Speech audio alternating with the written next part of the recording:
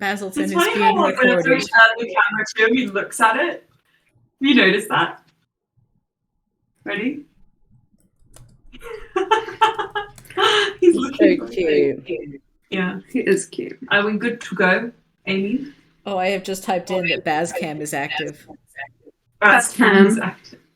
So funny. Okay. So,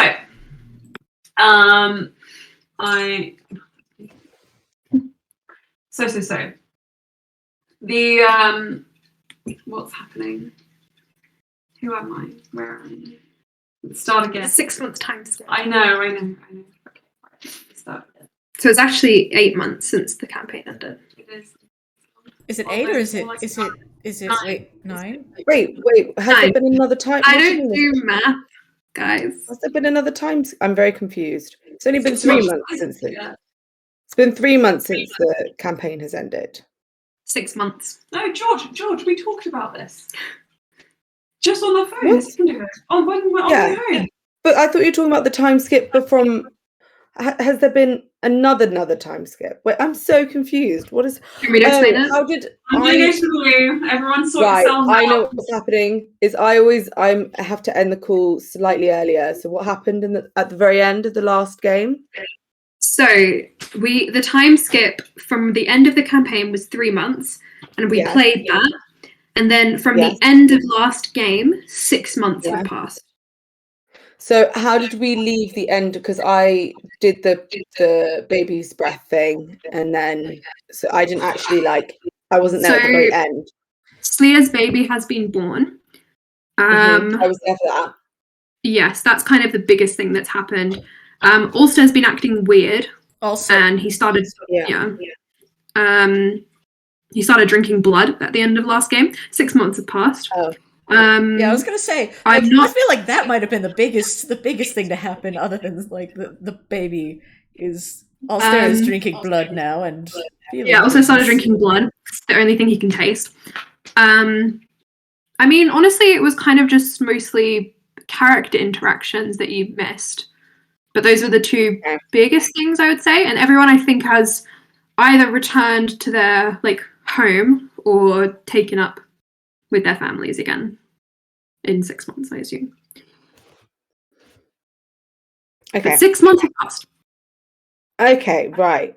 I was... Because I missed the very end, I didn't realise there'd been another... Yeah, 6 months has passed since the end of last game, so we're currently 9 months into the epilogue. Right. Yes. Emma, you okay, buddy? Slea still has 3 months left of debt to Loran, maybe. You think it's only going to last that long? He charges interest. Oh, yeah, I was going to say, Slea's probably going to be working that shop for the rest of her life, and she's like, oh yes, this is excellent. I'm happy. Wife happy? I have kids, family. Yeah. This is the life. Honestly, not a bad gig, to be honest. Yeah. Send money to Loran periodically. I mean, does Loran need any more money? Maybe. Probably not. His empire is quite expanded. Can he ever have enough? That is the real question. He should really learn that money doesn't have to be the be all and end all, I think. That's true. Yeah. I am Pumpkin Sticker. Can you spot it? Yars. I can. Pumpkin. It's cute. Oh, it's on the brand shirt. Oh, sorry, that voice crack was terrible. I'm sorry. Don't worry, then I get it. Some days are bad. Yeah. I had to go to an MRI the other day, and it was really boring. I actually fell asleep in the handful of MRIs I've had. Yeah, I thought it would be interesting. It wasn't. No, they're not. I've also had. At least I didn't have to put my head in there. Ah, see, I had to go fully in. Which, when you're having a migraine attack, is not fun. Yeah. I went in this far. And then they put classic. They scanned my spine a few times. Nice. I love a good scan.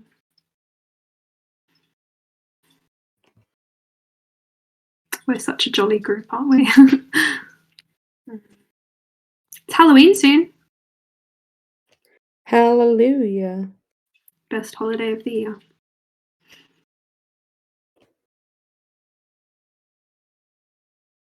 Also, I realized that in Australia, I'm actually a Scorpio due to the time I was born. You're a Scorpio. Interesting. But in like everywhere else, it would be Libra. So Yeah, it's the alignment in the country you're born. So if you're born in Australia, you'd be a Scorpio. But you're born in the US, right? yep, So you're a Libra. in Houston at 416, which I like because it's mathematical. Because it'd be 1616. Nice. Emma, where are you? She has an upset tummy. Oh, She's had a long day. Busy day at work and then stress. Oh well. Baz! He wants to eat dice. No. You must not, little man. You must not. Here he comes, looking like a star. Did I show you all my new dice? No. They're blue. of course.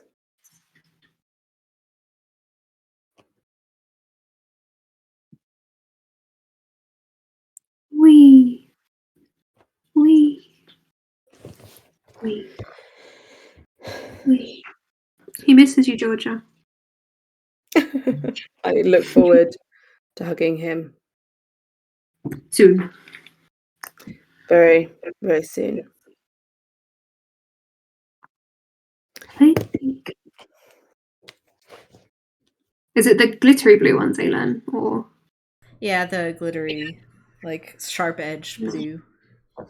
pretty? They look like dispel dice. Wait, which ones? They're like dark grayish Is it- blue with like the rainbowy, shimmery bit in there. Ah, so is it the one that's showing as an 18? There are 5 Oh, 18s there's a lot that of are rolled 18s. there. There's a lot of 18s. I realised that as I said it. I was like, that's the sixth one, yeah. Like, which is it? The one with like a sort of galaxy side look, Yeah. yeah, like with green. Pretty. I like them. They're very. To be honest, I'm like, oh, which ones are there? Because they're all lovely. I like all of these. Y'all got me hooked on the sharp edge dice, and now I'm just like, yes. You can't really go back once you get into sharp edge dice. Yeah. Right, shall we commence? Yes. Yeah, commence Commence still. the dragon game. Okay, right, let's go. Who is on recap for the last game? Or have you guys already done that? I mean, We've already did that. we kind of already did it as a group. Yeah. Class Yeah. recap. So there are only a few small things we have to do before we get into the 6-month time skip. Now, we ended the last session on a long rest, I do believe. If you all are still keeping track of your character sheets, you can note that down. Because you're going to be fighting many foes today. Just want to make sure you know you're at. Battle commence. You will be fighting each other. Oh no.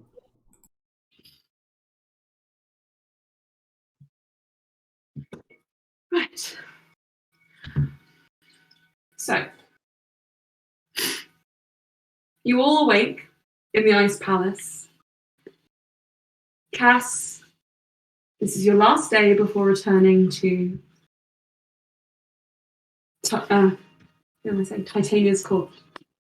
Sleer, this is your first morning waking up with your new child alongside you and Frina in your arms. You all stand.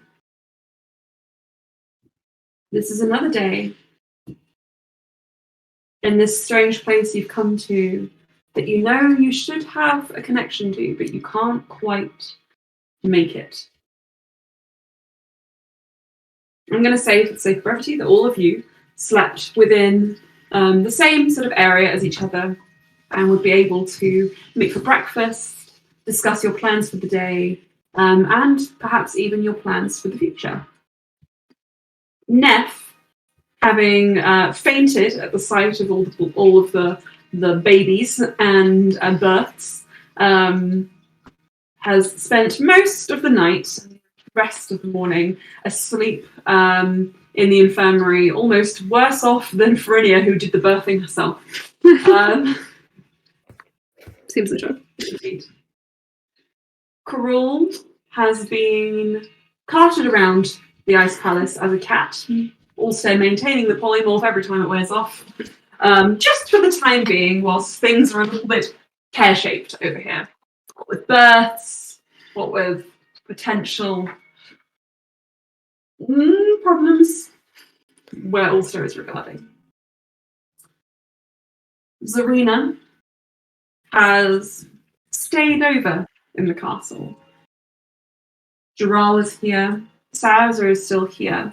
But Sarza looks to be a little distant. Wonder why. As if thinking on other things. And of course, Kev, sitting in the far opposite room from Sarza and Jaral, is also present. He is mostly occupied by trying to get a finger trap off of Valis's fingers. How he got himself into that situation, you can only wonder. But he seems very stressed about it.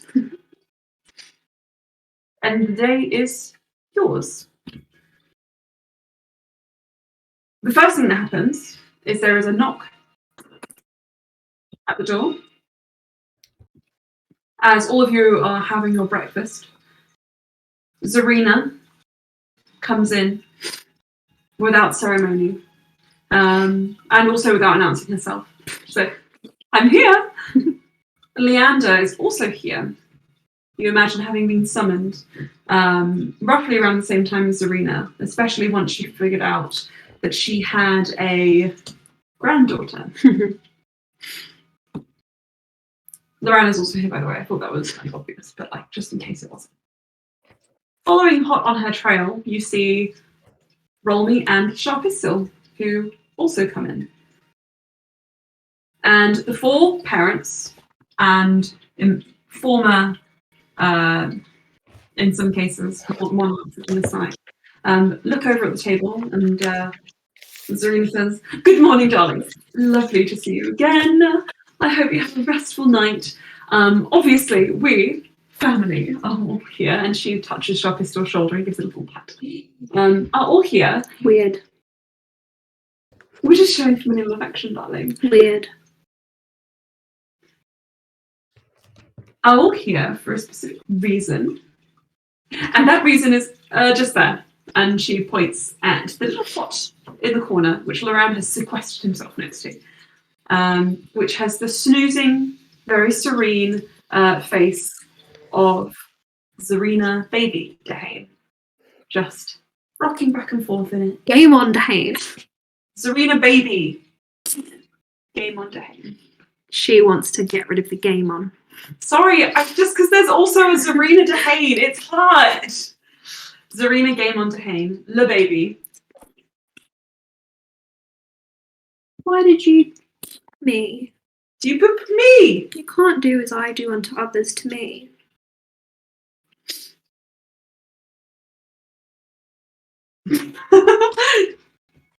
Anyway. Doesn't make sense. Doesn't make sense. No. Can't read what you say. No. That sounds like a you problem. No, I'm sorry. And everyone, we're going to have to cut the game short because Lily's broken up with me. Anyway. Dramatic hamster face that I just made. So, Zarina says, "Would you mind?" And Leander looks somewhat dumbstruck, but then he says, "I would like to meet my granddaughter, if that's all right. I assume everyone else has already had the privilege." Who are you talking to? You. Also. Oh, me. The only person here who can respond. Lorraine could respond. Yes, and so could Cass. And Sleia is obviously not here because she is now caring for her newborn child. But if she were here, I assume she would say something along the lines of, but of course, you may hold your grandchild. Lorraine, can they hold grandchild? Lorraine looks at them for a second. Yes, they can. There you go. It's up to me now, you see. And Zarina and Leander go over and they cuckoo with baby Zarina game under him. Sharpistol, after a moment, also goes over. She has already met, obviously, Zarina. But Rolmy twiddles his fingers and sits at the table and just looks over. He's scared of babies. I'm terrified of babies. At that moment, Sleia walks in with Castell. And Rolmy dies of a heart attack promptly. Cass immediately is like, By all Jimmy. means, I am here for breakfast. And Roll a d20. Oh Ferenia God, I've is got to keep sleeping. up my. Come on, good babies. That is a 16. Castell sniffs, but doesn't do anything, and lets you hold him. And Sleia, after you say that Frenia is sleeping, Zarina says over her shoulder, "Oh yes, I'm going to pop in on her and make sure she's all right because Neff is still not recovered from her, her fainting spells." I'm sure she'll be fine. I trust Sleia too, as well, of course, and her skill level. Don't you all? And Doral says, "I trust Sleia with my life. That was very intense. I would like to see the baby." That is up to Cass, I suppose. Because, I would like to. Cass is like bouncing Castell on her hip, and she looks very sort of conflicted. And but she will like look at Gerald's face, look at the baby's face, and be like, "You have a short amount of time before I claim my goddaughter." God, wait, what is a gender neutral for? Because if we're not having, we just want God baby. God baby, godchild. good child, Just yeah. godchild. Yeah? Yeah. Okay. You have. She checks the non-existent watch that she does not have on her wrist because that does not exist in this world. So you have 5 minutes before I reclaim my godchild. It's very good. Make the most of those 5 minutes because Rather I'm than going 5 to minutes all is a the long way. time. Feel sorry for him. Cass Doral giggles. looks at you and then looks over at Saraza and looks back at you and just says, "Saraza, I'm so sorry for the insult he caused you." Everyone looks slightly ill. Baby, please. Sleia's just eating dry toast. Cass has handed Castell back. No, not back, but to Doral. Hello, baby. Roll a d20. I rolled 4. He starts Oh, no. yelling. He's like, no. hey, sorry. They start yelling like, "Ah!" And Doral is like, I'm not making this better. Cass is going to stand sort of just behind. Well, she's going to levitate to just behind Doral's shoulder so that Castell can see her, and is going to try. Can I roll an assist to try and give Doral Right, a? let's do this. Rolling together. Yeah. I just again, is it just a straight? Yeah, he's gonna need a lot of help. Ooh, well, you're going to get it because it was a natural 20. The moment you appear behind Doral's shoulder, you're like, and Castell is like. I feel like Cass like sort of flutters her wings a little bit as well, and she's sort of like, They look pleased. They look so pleased. They're like, Okay. yeah, and they start like clapping their hands and trying to make grabby motions. And they grab some of Doral's hair and just hold on to it. Oh, he's going to lose that. Doral's like, oh no. In the Go corner, eventually. Eventually. Good. In the corner, Kev is still trying to help Valis with his finger trap problem. Why don't you just cut it in half? Valis looks over and just says, "No one is paying attention to me. I only care about the babies." It's because you're old. I'm not old. I'm younger than you. Old news. You're an old man. Valis, come here. I'll fix it. Fine. I can fix it too. Also pulls out a dagger. Valis looks interested between the two and starts like walking towards you, Ulster, and then Kev just reaches out and turns him towards Leah. And it's like Kev just says, "I personally think this is for the best. If we don't destroy his toy, Insubordination. he will let." I'm joking. Kev starts crying, but wipes away his tears very promptly. Valis presents to you his fingers. They're stuck. What are you Celia doing? doesn't even like open her eyes. She just uses her thumb and pinky and just pushes the ends of the finger trap together. Pull. She releases it. Here you go. Magic. Not really. Weird. You're all weird sorcerers. Currently, I'm a sleep-deprived cleric. That's what happens with babies. I'm going to go play with the cat we have now. Oh, yes. Valis leaves the room. He loves to be stroked backwards. He also likes being held by his hind legs. Yeah. Gerald is These like, days, he might enjoy making coffee again. Gerald laughs and then hands the baby back to you, Cass. And then just gets up and goes with Valis and just says, "Oh yeah, but that day is not today. Who is supervising Coral? We have a little pink cage. Oh. You have no opposable thumbs. Nice. See you later." Bye. And Gerald steers Valis out of the room. Zarina, Rolmy, Leander, and Sharpistol are just cooing over this child. And then at the sight of you holding Kestel, Cass, Leander stands up, puts his hands on your shoulders and pushes you slowly over and just says, "They need to be friends." Yes, I need both babies. Pass me babies. I want the babies. Also, you've noticed that Rolmy has, in between this time where you've been conversing with Valis and Gerald, slowly inched closer to where Zarina is sitting and has now somehow ended up with her just like perched on his knee, just like in his arms, like. Give her a little bounce. Wait, I missed that. Sorry. What? Who is Who's holding? Rolmy. And he's like, Okay.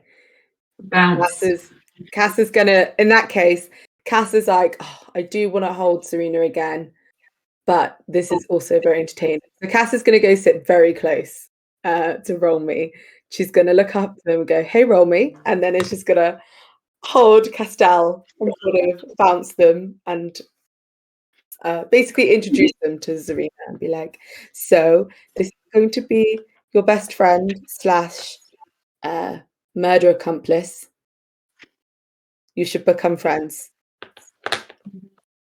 At which point, Rolmy just says, "Yes, I've heard that companionship with other children their age is good for babies and small children. It is, isn't it?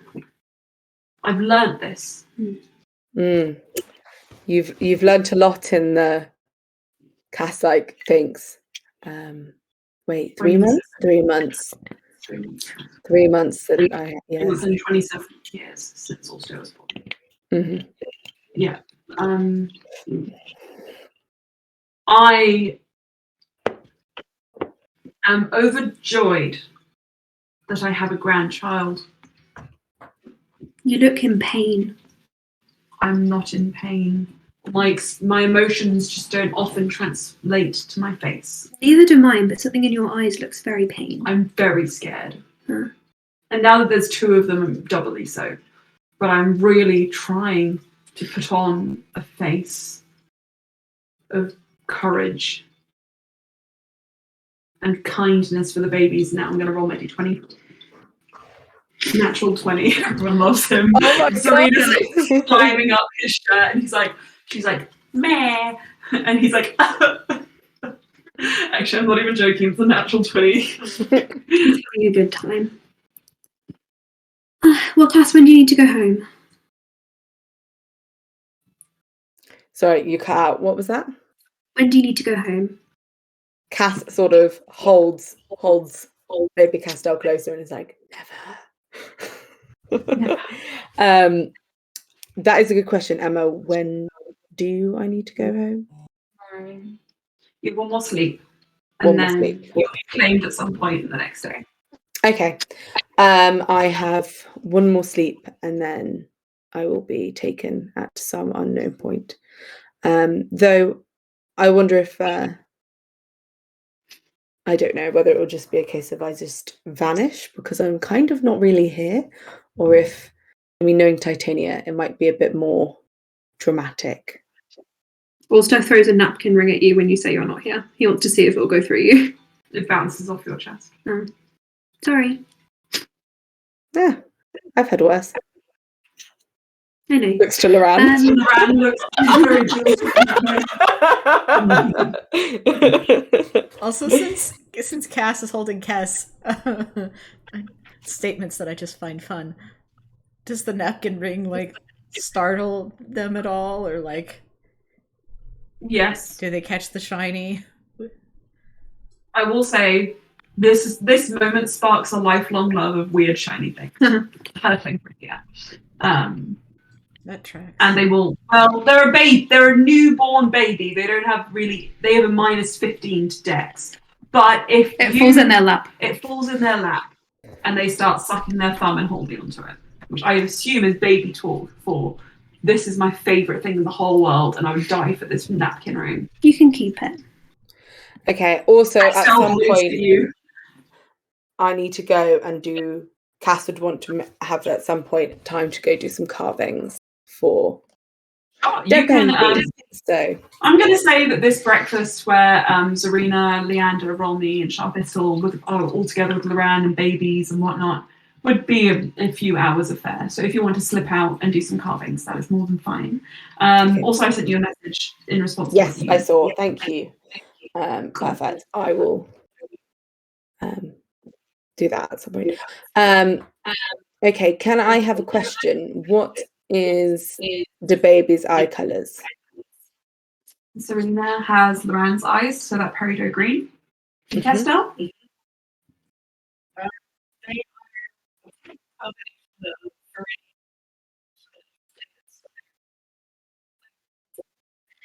Sorry, like they have like the black sclera with the golden eyes, similar to Cass actually. Actually, sent y'all. There's a little visual for y'all in the Discord chat as well. Yes, because I made a little. Let us all emerge. Ah, cute. Oh, cute. Little beefcake. Mm-hmm. Cass will look on them forever with such pride. Yeah, actually, I was going to say that looks like your kid. Yeah. Like, it's one of those things in designing Cass, I was like, oh, like, absolutely, like, Cass is going to have some influence on this child, aesthetically, at least. Yeah.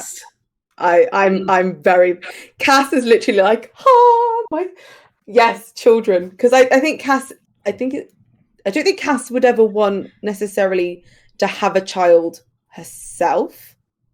I don't... Well, maybe, but I think she really likes... She loves children, but I don't know if she'd necessarily have a baby. In that respect. Yeah, I can't picture Cass pregnant. That's also, don't forget. Wait, George, don't forget. I know you can have K babies. I know you can have K babies.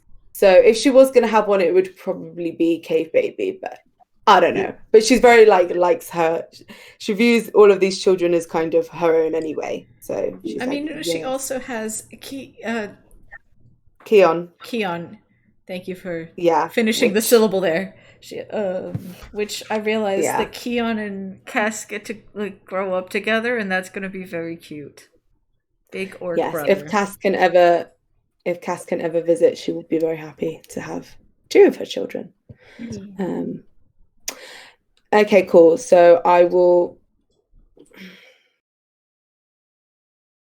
And is there anything in particular that you think symbolizes Castell and Zarina?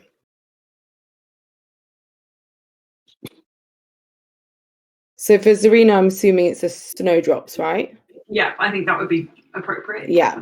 And for Castell?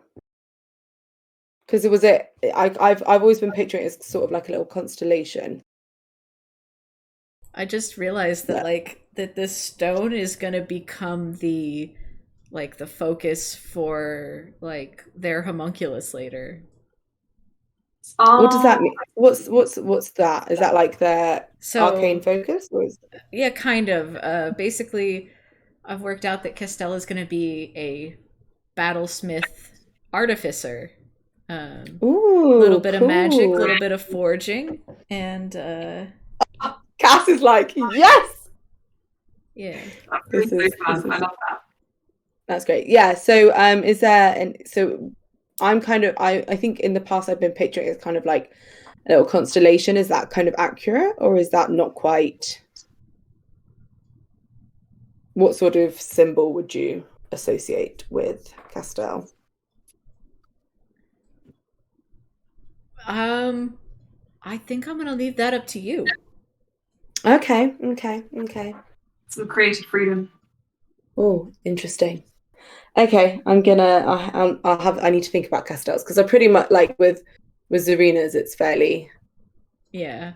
I think with Zarina's, I think Cass's can sort of make that one quite soon. I think it's going to be a sort of pearlescent moonstone snowdrop with a stem of peridot. Oh, that's so cute. Oh my god. Stop, it's amazing.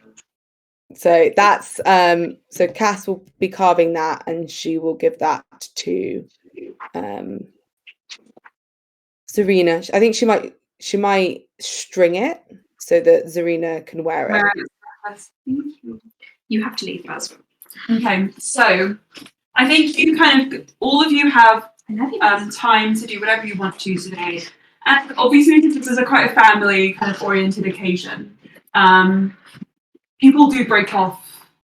They game onto Haines, stay in Allstairs Tower with the monarchs and the Rand's parents with Zarathustra. Slia,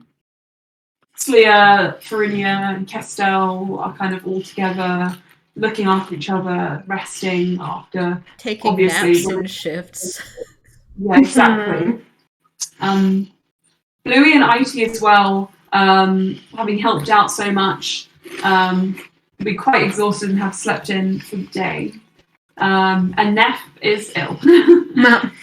So Cass, unfortunately, just as things are, you are left with a little bit of time to do stuff by yourself.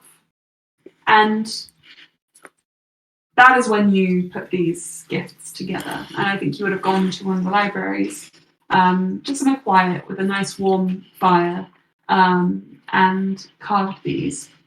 And as you do, you do carve these, I think that you'd hear a set of footsteps coming towards you, and you would turn around, and you would see Daniel and Lucas appearing at the door.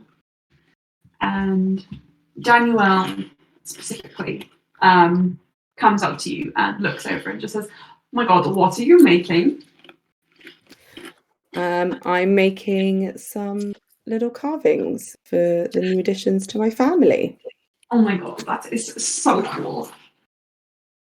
I like it as well. Not as much as I've liked your most recent book, though. Oh my gosh! Somehow, If you been have completely apart from the world, and yet I still managed to get hold of your book, even in the Feywild. So Oh, they're huge up there. I have to send like weird like shipments under like a bunch of mushrooms, and then they disappear. The man's gonna sue her for slander. It's crazy. can I tell you, Danielle? I've even seen Titania reading them. Of course she has.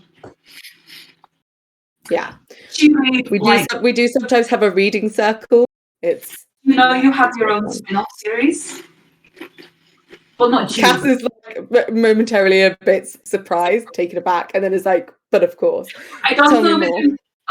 but I wasn't sure if it had been published over there yet. But basically, it's about like you and this really cool buff spy in based on like the stories you told me about, the cities you went to in hell, or was it the cities you went to in the elemental planes? I don't really remember.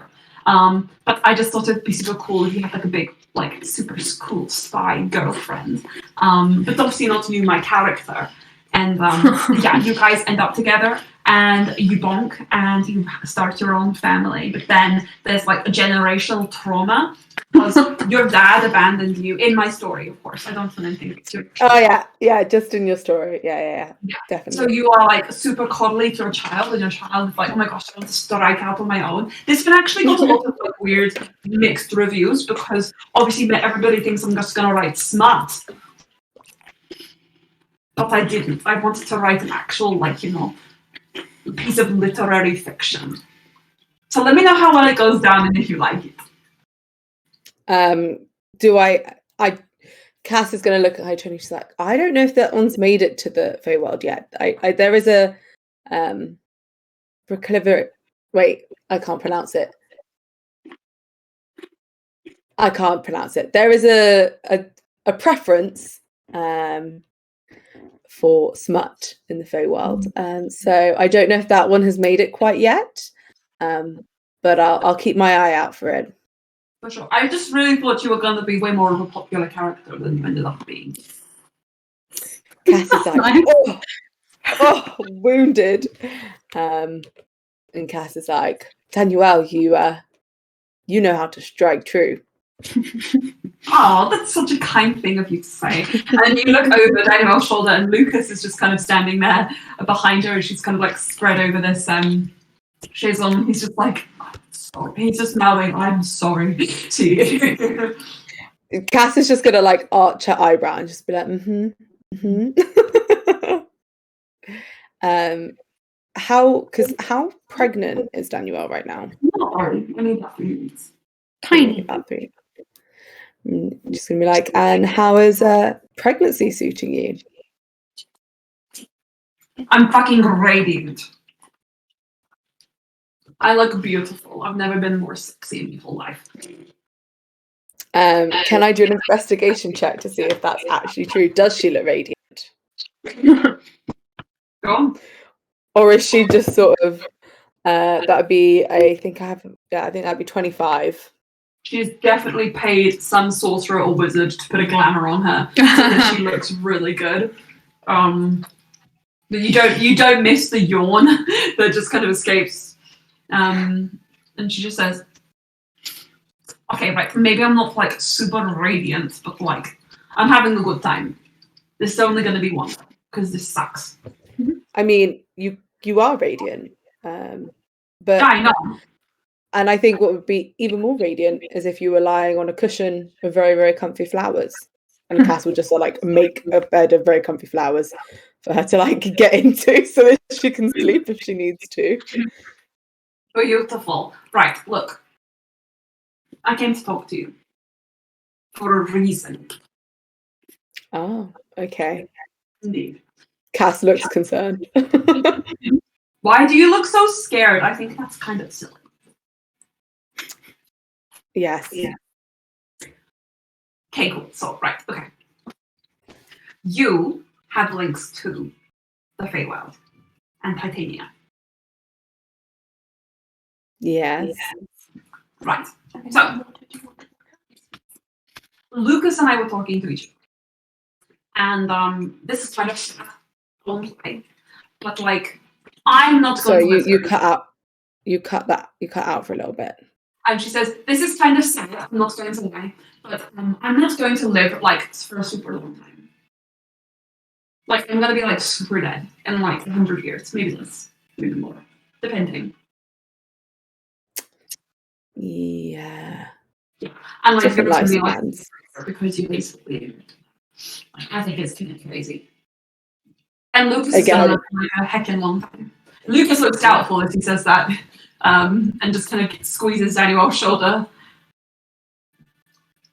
Is Lucas the same race as Ulster, or like not quite, obviously, but like Same similar? race as Shaw Pistol, and Shaw Pistol is over 500 years old. Okay. Lucas is probably closer to Ulster's age than LeBran is, but obviously I meant more like age is weird here. Race. Still mentally the same. Roughly. So basically, yeah, will live for a very long time. Yeah. And Daniel says there is a 50% chance that the baby will get what I have, and there's like a 50% chance the baby will get what Lucas has. However, if maybe you were to talk to Titania, who's like super smart and really magical and everything, you might be able to sort out ensuring for us, but it is definitely going to take after Lucas, so that, you know, I don't give it like my bad genes. I don't have that many, but this one is preferable in this neck of the woods. And like in Calcarn, you don't understand. If you're not living for like 100 years at least, you're no one. It's just not, she or he or they is not going to be like a socialite. And I need them to be really cool and popular. Cass looks over to Lucas and Danielle and sort of sits. She puts the carvings that she's been working on down, and she sort of like leans forward. Like, this, what you're asking could potentially be achieved, but Titania doesn't give anything for free. If she were to grant this boon to your child, she might stake a claim on them.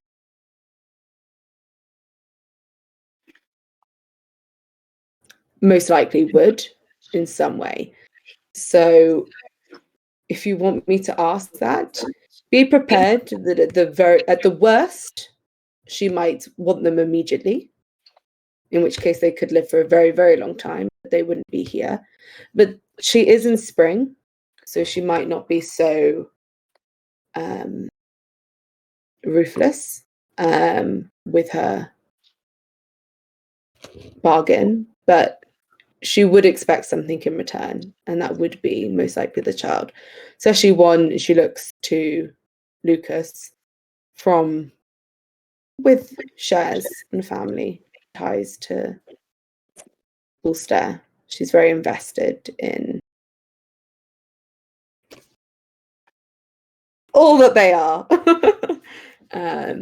So you have to be very sure that you want this before I ask.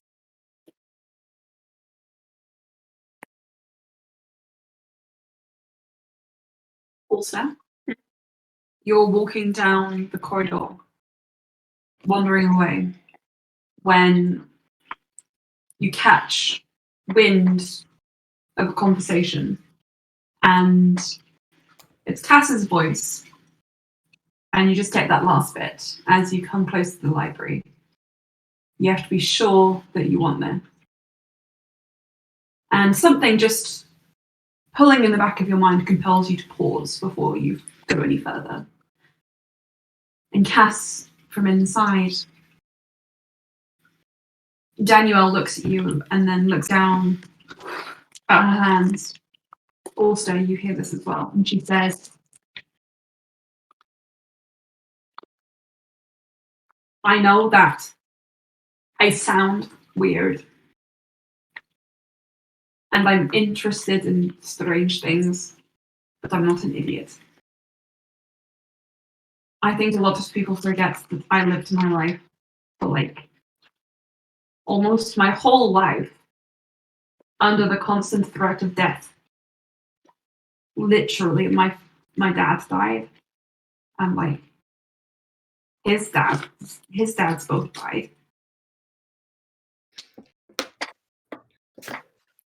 Nobody in the country wanted us around, but we couldn't leave. And now it's kind of funny, but my own sister has brought death to the place I called home for the majority of my life. I lost my leg in just waiting.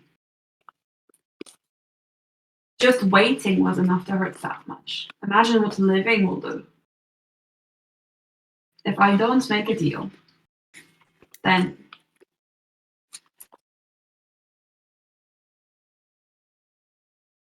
I don't know what's going to happen. But I want to give them as much of a chance to live their lives as possible. And Ulster, Could I instruct briefly? yes. I think Ulster will pause and then he'll turn into a spider to climb inside the library and eavesdrop. She says, and Ulster drove around for a long time also. His children will be. You frozen him. Oh no. You're back. His children will be, Loran will be, Lucas will be. There will be a whole family waiting for Persis. That's their names, Persis. Can we get a spelling on the name? P-E-R-S. Is it going to be E or Y? I think Y, yes. So is this what Danielle's child's going to be? Yeah. Persis. Okay. Persis. Yeah. Persis. Right? Persis. Persis. How we pronounce it. In her accent, it's slightly different. I think Cass would take Danielle's hands and sort of, I know life has not been easy or kind to you, and I know you're not stupid. I just want you to be aware of everything that can happen if I make this deal for you. But on that side, if Titania accepts and she does have a claim on your child, she might also be willing for you to partake of the fruit at a later date so that you may be in some way still connected to your child.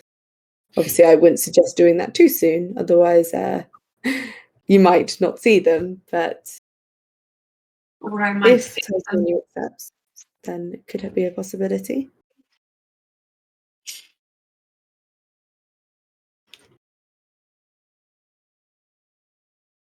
Lucas, you can tell, looks conflicted. But Danielle has made up her mind. That much is apparent from her face. And she says,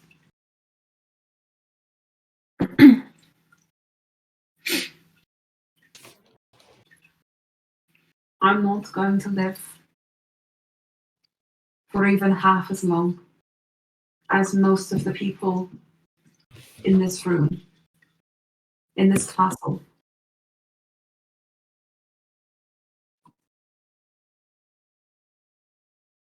I don't want Lucas to have to say goodbye to our child as well. At least one of us will watch them grow, and they will outlive both of us. That must be guaranteed.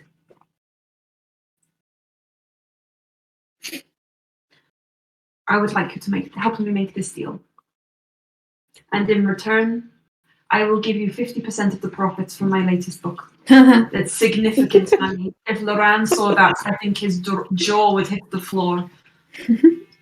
kind of crazy. It doesn't really get it. It's kind of just the whole thing anyway. I think you should be giving Ulster a cut of that, Daniel.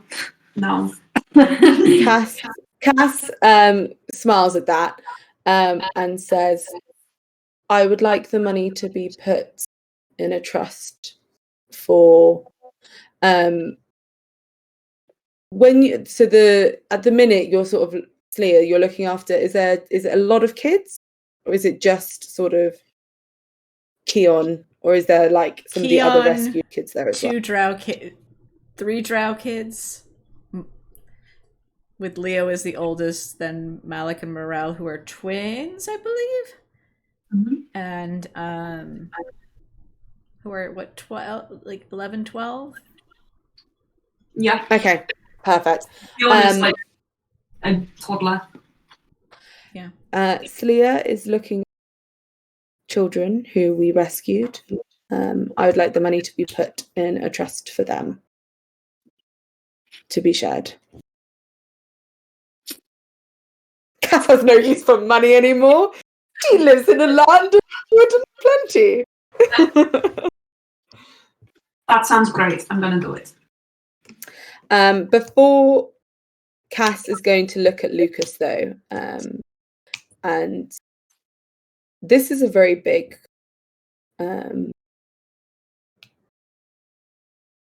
this is big. I know that Daniel wants, but I need to know you this too. Well, Lucas looks down at Daniel in the back for you. And he just says,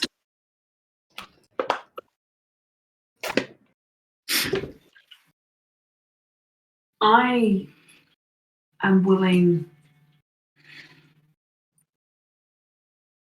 to consent to this.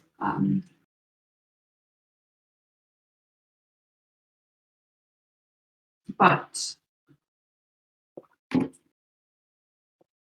I want to know the terms before. So Of course.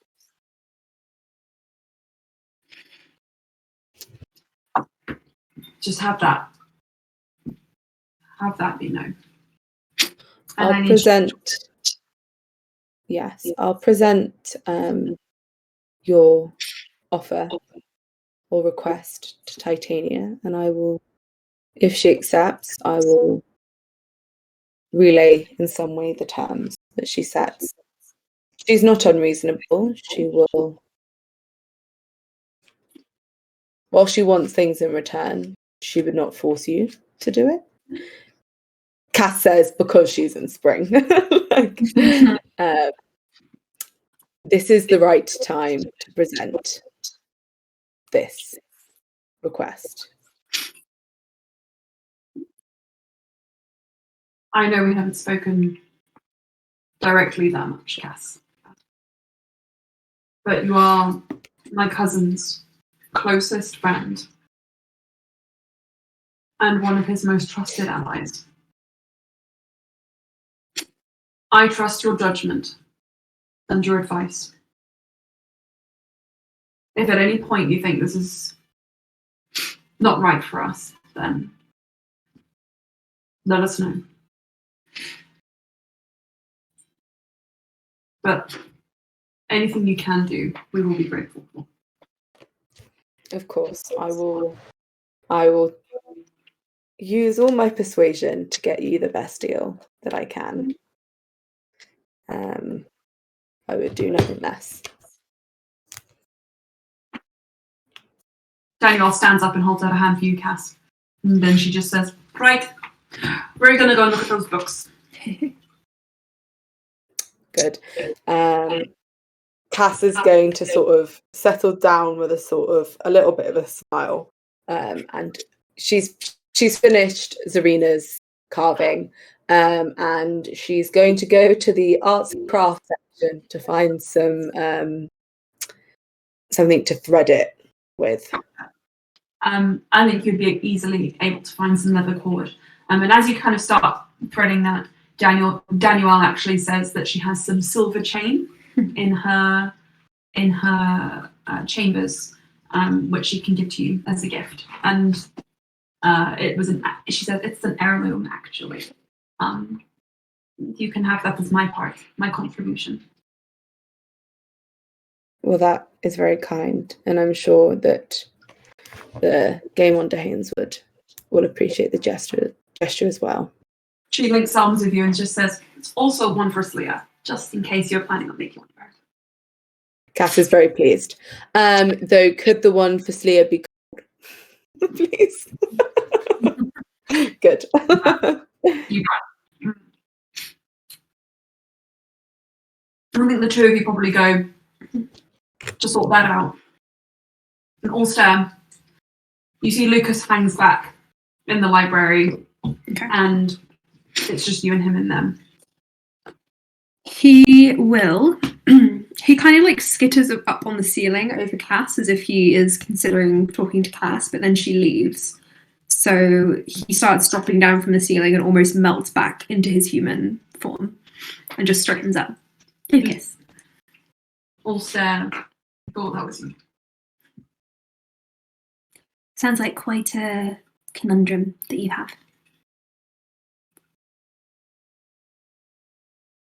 You're lucky. The one you love will live as long as you.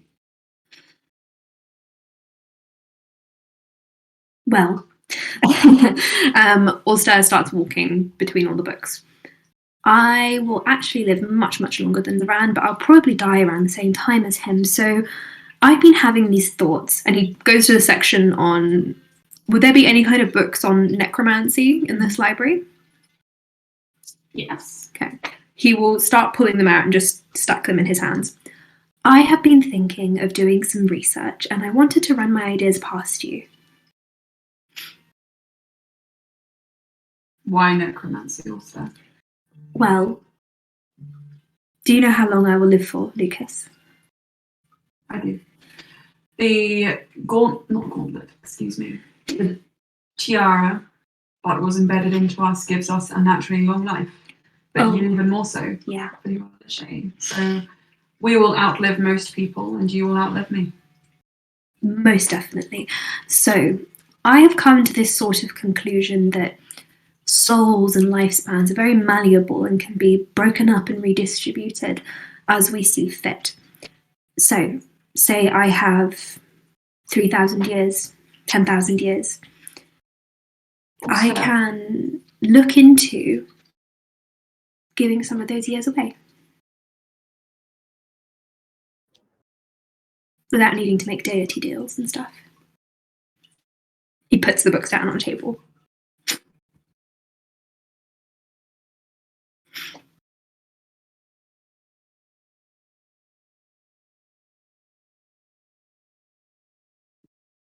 I don't want that much life. I don't need it. Who would you give it to? Well, I was trying to cultivate this particular method for my father. I feel like it's only right. But if if it went well for my father, then perhaps I could work on giving Daniel some time. Time is very precious to people with short lifespans. Tactful. Sorry. It's never been your strength, do not worry. No, but this is. I believe I can do this. I've given new life to plenty of people before. I've touched their souls. Who says I can't touch mine? Can you? With some practice and research, I believe so.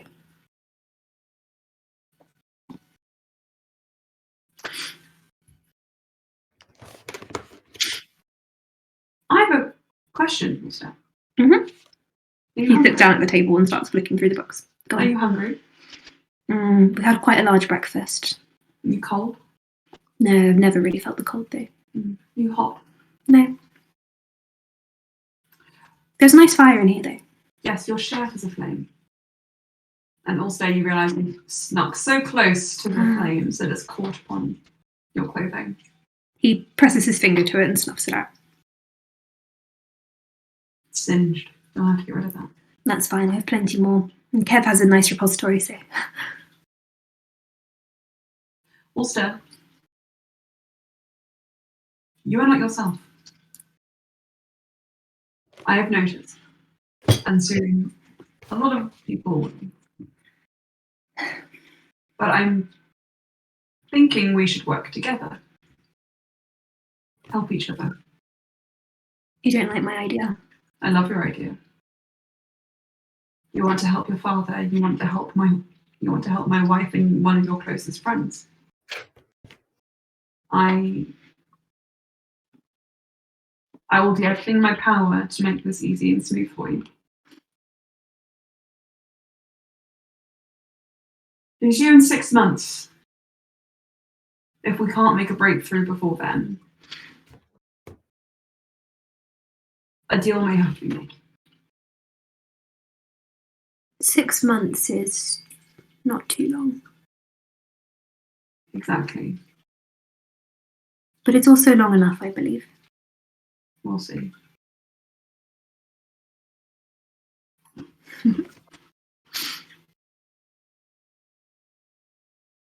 With that, Also goes right back to his books.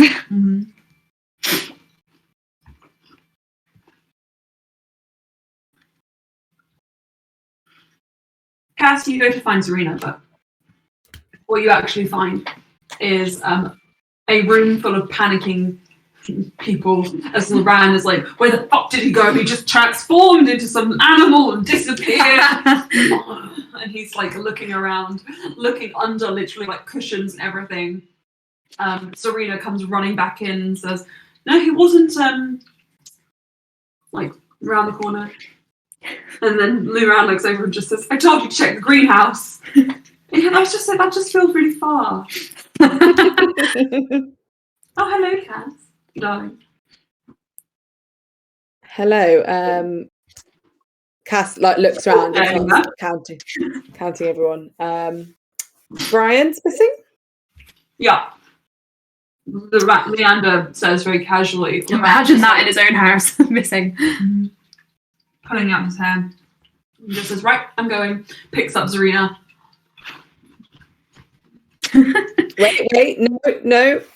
Wait. I think Cass is just going to stick her head out the door and just shout, Brian! Get your ass in here! And also make a perception check. 27. Am I making a persuasion? Did you? Constitution. Okay. What is my stat for is it just a check or saving throw? Check.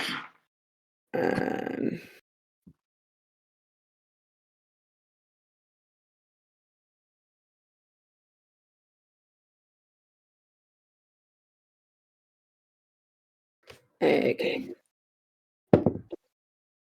Do. Not great. 7.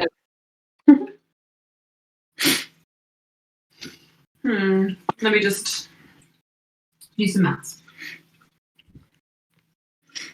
Loran will give you thaumaturgy. Prestidigitation to make your voice louder. Would you like to roll again as an advantage roll? Oh, thank God. Yes, that's much better. That is a 17 plus 3, so 20. Perfect. Also, can we also have a moment of relief? I know. My friend just sent it to me. I'm like, hallelujah. So we have basically our new PM will be Rishi. Apparently he had a better economic plan. It will be Rishi. Penny's not got enough backing at the minute. Though with Boris pulling out, she might get more, but it's gonna be Rishi. We're gonna have him as our new. Anyway, let's not talk about the shitty politics that is the country that we live. What was her name, the other one? The one who just stepped down? Liz Truss. Liz Truss. God. Anyway, that'll be done. I just couldn't even remember who she was. Blink and you miss it. Yeah, literally, like you just fell asleep for a nap and you wake up and Oh, new Prime Minister. oh, George, is that shirt from Japan? The dinosaurs. yay! I remember that. I remember that. So, Ulster. Yeah. Riding on the wind as you hold these books of necromancy, you just hear, Ulster, Brian! And you think, oh, I'm being summoned. He gives a long sigh and looks up at Lucas. Lucas looks down at you. Did you tell anyone you were leaving? No, I don't see why it was necessary. Yes, you're definitely not yourself. Your channel is up there. He picks up all the books and starts walking. He doesn't even rush. He just strolls back. Every time a book falls off, Lucas just picks it up. You know, I'm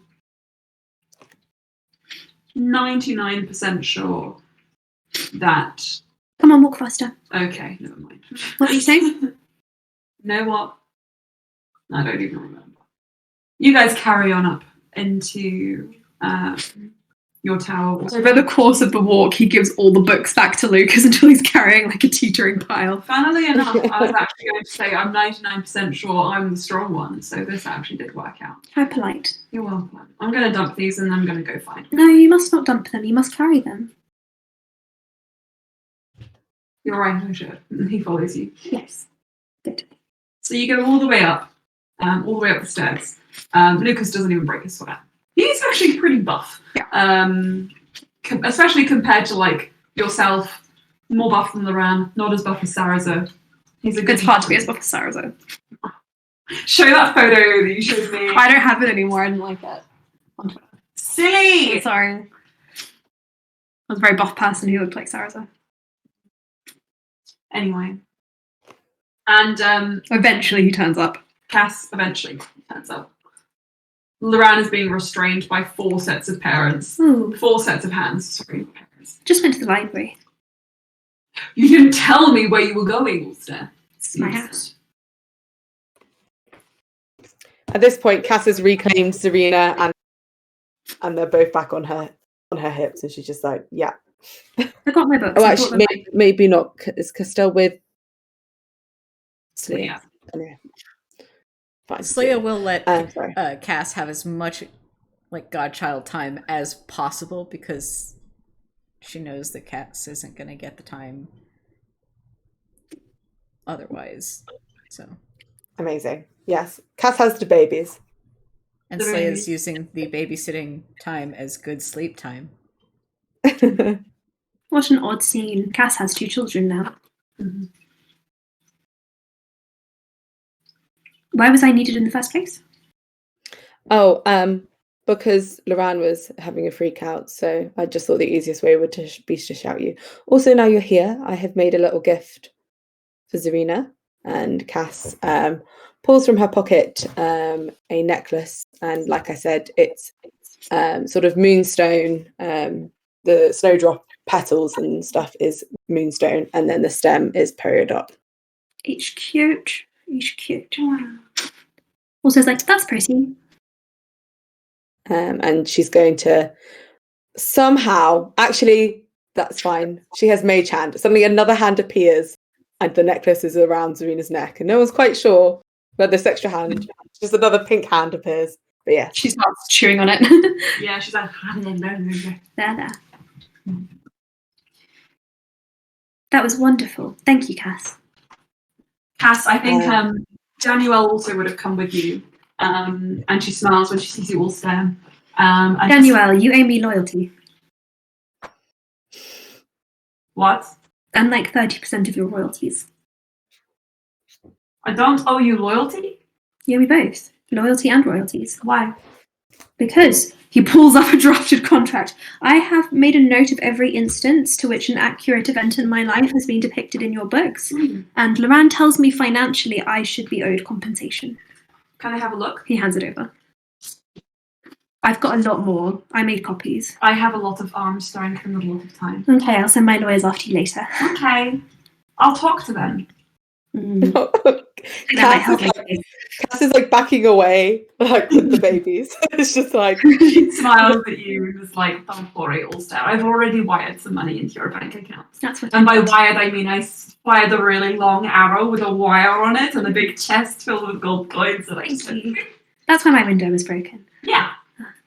That's how we get money across continents these days. Yes. Moran says it's not how we get money across continents these days. It wasn't an intruder, it was just Daniel. Yeah. Oh my gosh, you know what we should do, Ulster? We should set up like cup phones between our two towers. Or we Yes, could just yell okay, really good loudly. Okay. And she gets up and starts making cup phones. I'm bored of this. I'm gonna go find Slayer. Bye. Bye. Cass also wants to find Sleer, but first she's going to sort of come over to Brian because she's. Would you like to hear about my What really necromancy? Cass hasn't really had a chance to actually speak with Brian yet, so she's going to sort of be like, she's gonna square up to him, be like, something's wrong with you. What's happened? People say that a lot. Can I just say, Cass, before you continue, Ulster's entire family is in this room as well as the rest of the entire family. Okay, then she wouldn't do that then. No, she'd be like, she would not do that. She'd be like, right, Loran gestures to Brian. He is here, safe and sound, and now I will steal him for a conversation. But you, I'll never see my husband again. I love you. but like Loran could come with. That's not Cass saying he can't. But Someone has to watch the parents. Don't be worried if I disappear. No. You guys go outside. Yeah. Also sits on the step and just looks down at Cass like, Cass sort of looks up at Brian, very sort of concerned. We knew that if any of us, those who'd already died again, that there would be consequences.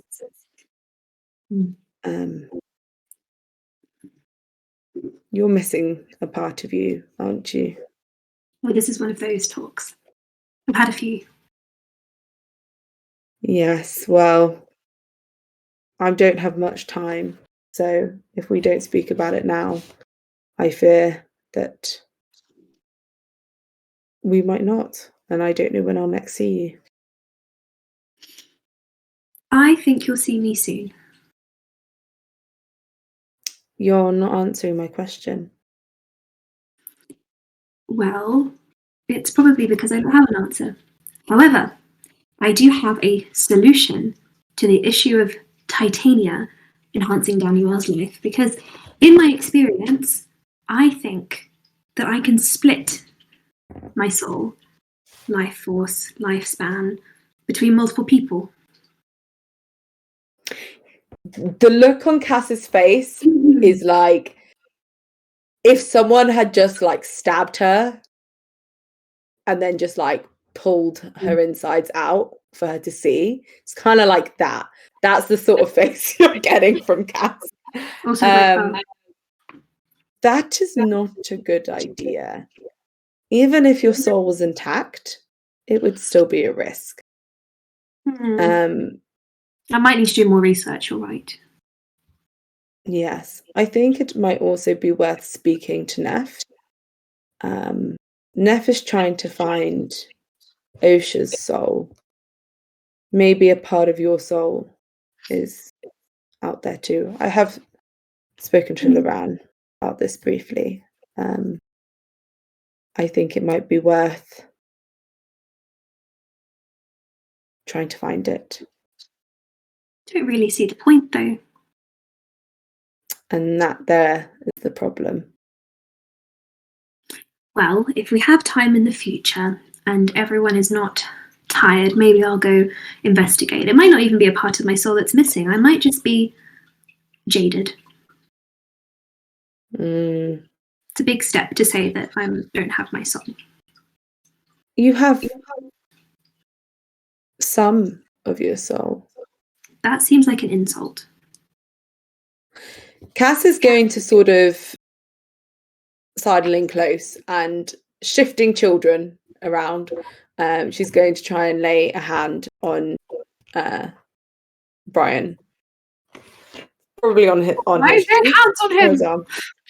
Arm. She will sort of, but she will do it in a way that she doesn't ask, "Can I do this?" But she waits to see for Brian to give permission. Ulster will take Serena to make it easier for you. Cass looks very sad that Serena is gone. She's like, looks bereft for a moment, but she's like, fine. It's only for a minute. Oh my god. I'll never recover from this. I'll never recover. You've stolen my child. But yes, basically Cass is asking, can she do that? Yeah, he doesn't seem at all bothered. Okay, Emma, Cass. Yes. So Cass has identify and detect magic. She's also now got a little bit of, and she's very strongly connected to Fae magic as well. Okay. She wants to basically just channel whatever means at her disposal to just try and figure out she has what she suspects, because we kind of knew that dying again would impact the soul, but she wants to see if she can actually figure it out for herself with no assumptions. But I don't know if that is, if I just do like an arcana check, if I do identify, but that's basically what she wants to do, and I just want to see what you think about what role that might be. Yeah. So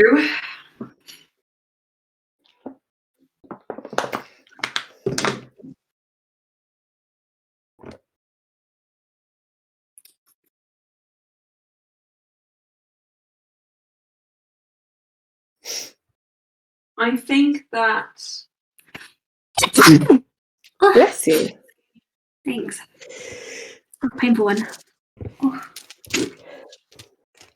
I think that you would need to do something like an arcana check for this. An arcana check? Could I argue it can be with advantage because of the reasons I laid out? Yes, for sure. Okay.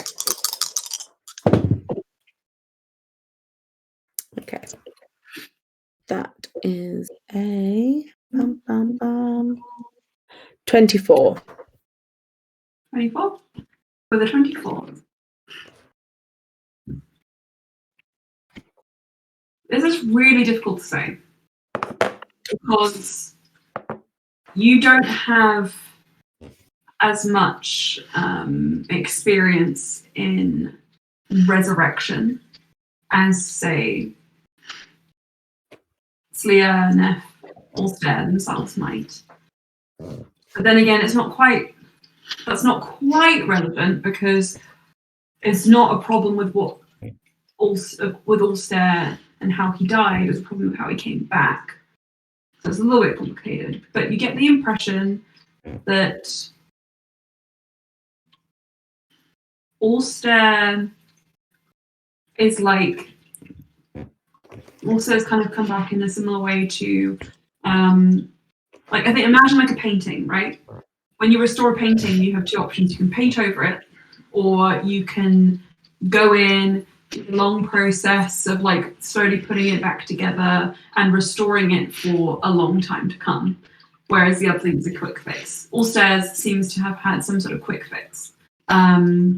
You don't know what the solution would be to flesh it out wholly again. But. Okay. It is a magical issue. Yeah. Cass turns her sort of magic check to sort of like a soft smile and like cups Brian's cheek, and it's just going to be like, I might speak to Titania about this. Oh, but she wants to give me advice. She has a vested interest in you, and I'm sure that she would like to see you whole. Cass, I I appreciate the concern, but a lot of you are jumping to the worst conclusion. Why don't you just give me time and let's see. Cass smiles and says, well, by the time if I next see you, it will have been time. Good. So I'll ask anyway. But no matter what version of you we have, you're still my best bud. No, she doesn't say that. She just He gives Cass a hug. yeah. I really appreciate that. You're always perfect, but I just don't want you splitting your soul anymore, okay? I will endeavour to find less violent ways of sharing my lifespan. Because I do genuinely think I don't need that long. I What you don't plan on do- living that long. What you do with your lifespan is your own decision. I would never tell you how to spend it. I just don't want the way you spend it to impact the life that you will have or that you want to live. So what I have to do is disentangle my lifespan from my soul and then somehow find a way to split it. So I will do research, and next time you see me, I will have a thesis to present. Okay, but just make sure that you don't do anything without telling people. Also, you're going to need to talk to Lorraine about this. That's fine. Okay. I'm going to say, unless there's anything else you guys want to say in this conversation, that just taking the time together, you make the most of the last few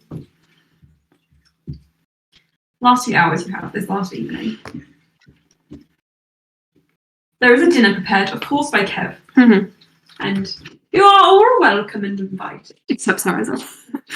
Saraza asks to be +1. Aww. Oh, Fran says so no. what's gone on with Sarah's? I think Cass. By the way, the children are just like permanently affixed to her at this point. It's just Cass and children at this point. But she's gonna pull Sarahza aside and be like, "So what happened with you and Kev? Tell me."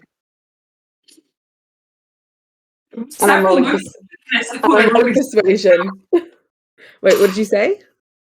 You make your persuasion check and then I'll repeat it. That is 77, 406, 1,000. You know what? It's ad infinitum. Tell me everything. Sarah says, there were several moments of weakness, okay? I thought I'd already gone over this. I had a threesome with your uncle.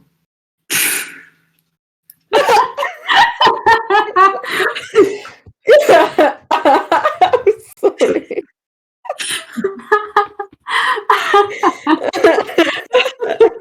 I had like a bingo sheet of all the weird stuff that I thought I should shove in before the end of the game. Yeah. Cass, I don't think Cass has ever been lost for words, but Cass is like, oh.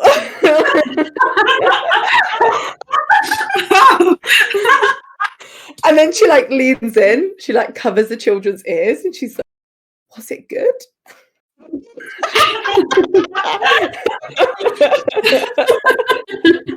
Right, can I just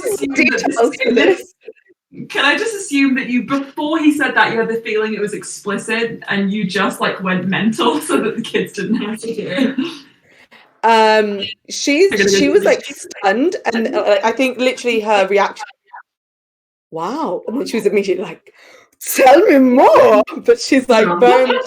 I feel like the fact that it happened more than once like provides the whole implication right there.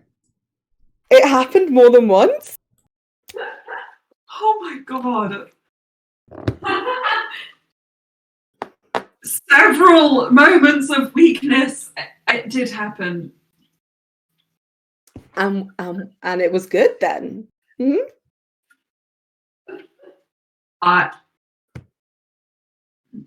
It was pleasant. I enjoyed my stay. I've always been interested to know, is Crawl a top or a bottom? You're a cat hissing somewhere in the palace.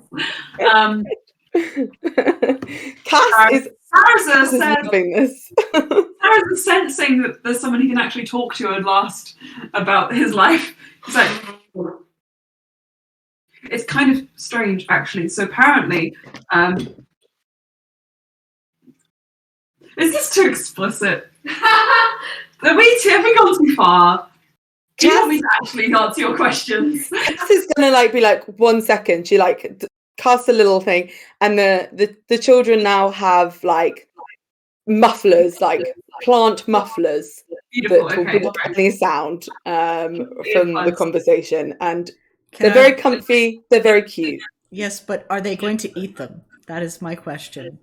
Yes, but it's fine. They can't eat them that fast. They don't have teeth yet. I also like the idea that they're sort of living.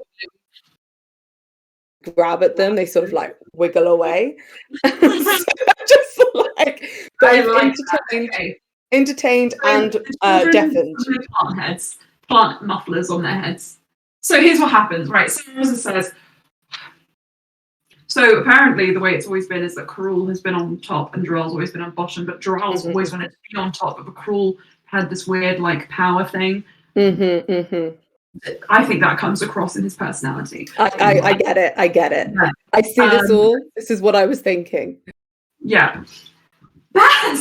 So it ended. He really wants to find out all of it. Please. So the way it ended up happening, I suppose, was that there was a lot of switching of places. And apparently, since returning back to life, Cruel has become far more willing to experiment.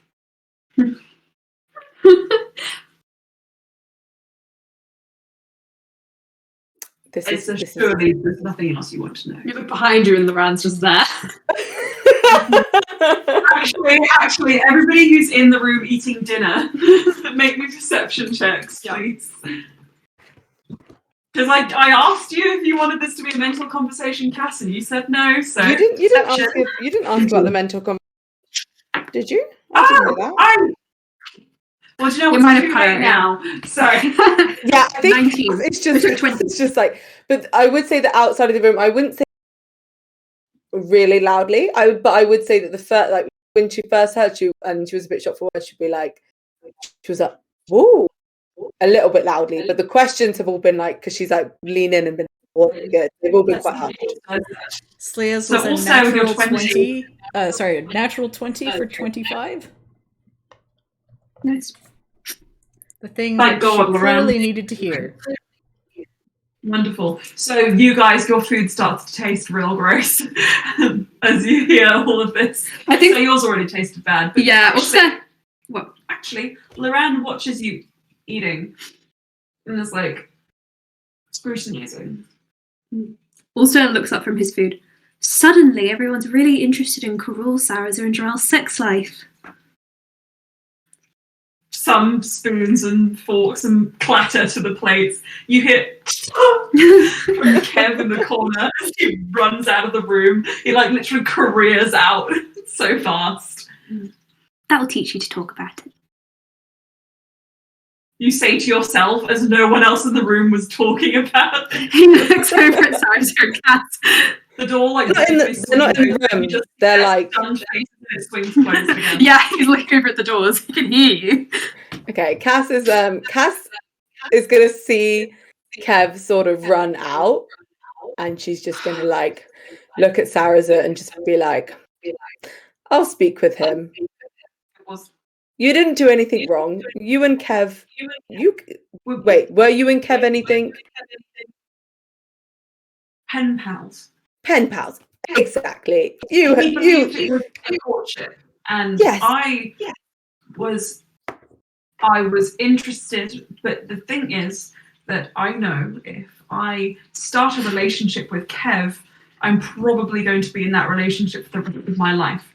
Exactly. And I just wasn't ready for that kind of commitment. When you wrote in your penmanship in your courtship, did you ever say that it was exclusive courtship? I think not.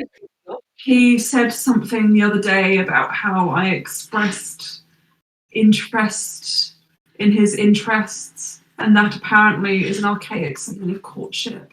I don't want to criticise him. Through the door, you hear Ulster say, "It's not." Okay. Saraza, you are my +1. You are my +1. Go in and eat. I'm going to find Kev. Face in that room. Please, can you bring me out a plate? I'm a grown man. But I can't. Cass, you're just in the room. You just suddenly see a glittering Fae looking mage hand float through and start putting stuff on a plate and just pick it up. Rolly has been throwing up in a bucket this whole time. Serena slams her hands down. She's like, "This is ridiculous. It's not like we all haven't had sex with each other. I just had sex with Sharp Pistol the other day. It's fine." Sarah, get in here and stop being such a pussy. Cass sticks her head in and is like, not that pussy is weak, but yes, I agree with the sentiment.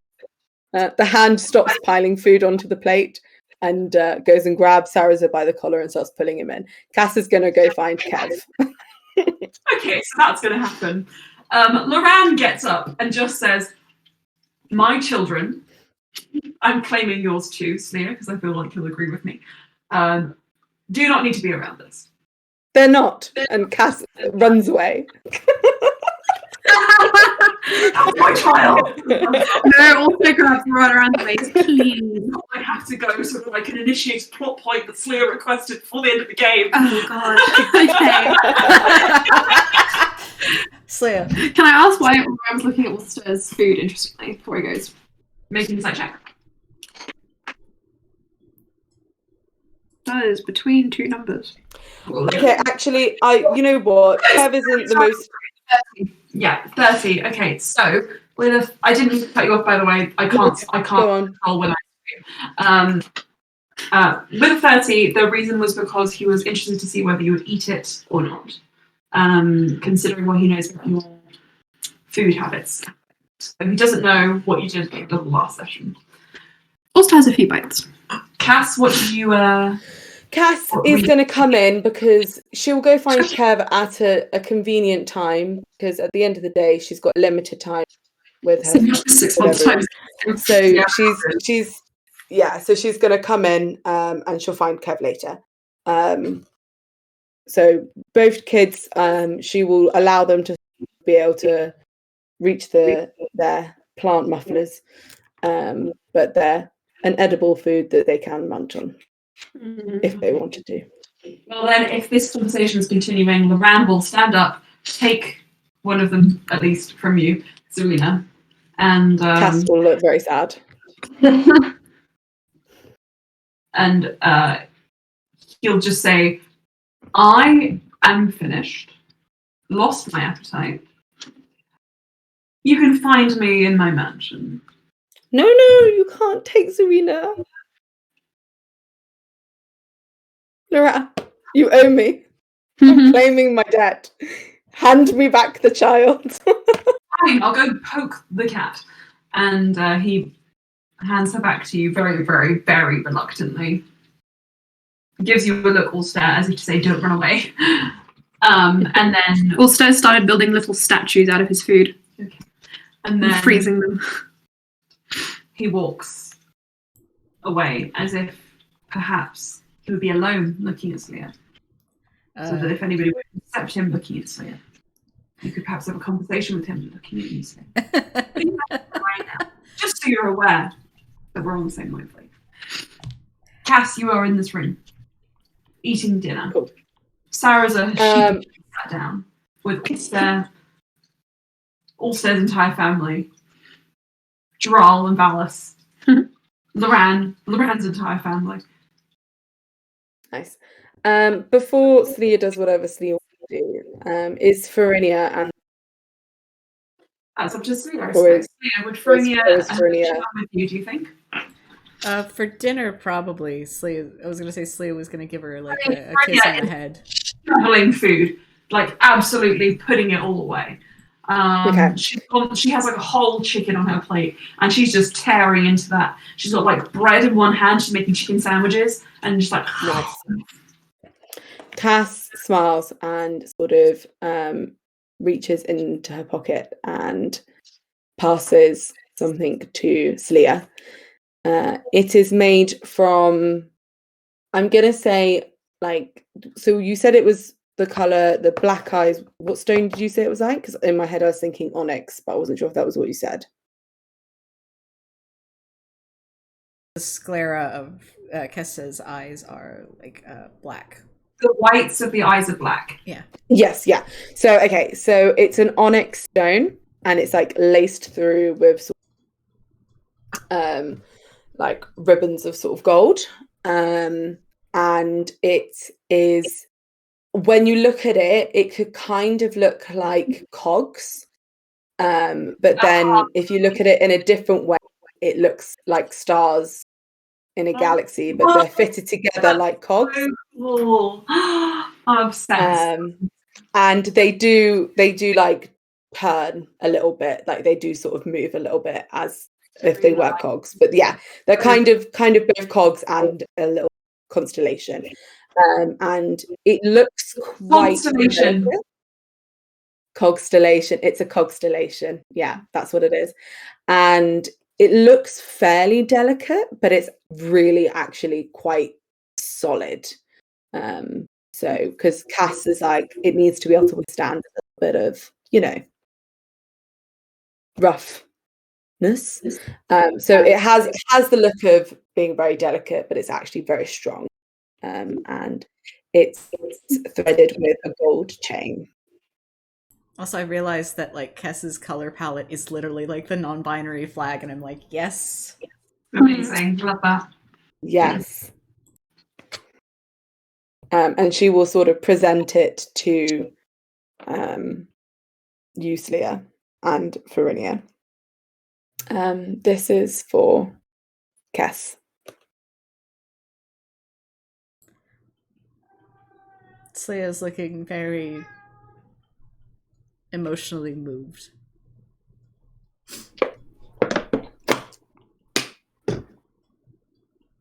Thank you. You're welcome. It felt right. Farinia puts a hand on her shoulder, Celia, your shoulder, Celia, and looks over at you, Cass, and just says, I think we made the right choice for godparent. Cass is like, oh, yeah. He gives you a big grin. There's chicken stuck in her teeth. But she doesn't. Cass is like, she's like, never looked better, Farinia. Slia probably like leans over and is like, Keon is hers. Keon is. Sorry, Keon is. Sorry, Keon is hers. Kay is screaming in the background. Mhm. Keon is hers. Yeah, is referring to. Oh, right, talking to Farinia. Talking to Farinia about Cass. Right. I'm sorry. I was Since like, I thought you were saying that to been, Cass. like, looking Cass was after. about to be like, Since right, yeah, Cass no. was about to be like, No. Keon's who's? Yeah, no, it was more so like that. like Slia, like being like, this is Keon's parent, even though she won't be there for him. Yeah, I guess as much. Yeah, I think at that Cass is like very sad, but she's also like, I couldn't think of better godparent for him. Ulster, Mhm. in Massage, under her breath, you just hear Sharpistol say, I'm so glad the conversation just slipped right past the fact that Zarina and I hooked up. Oh, I haven't forgotten that. No one has forgotten that.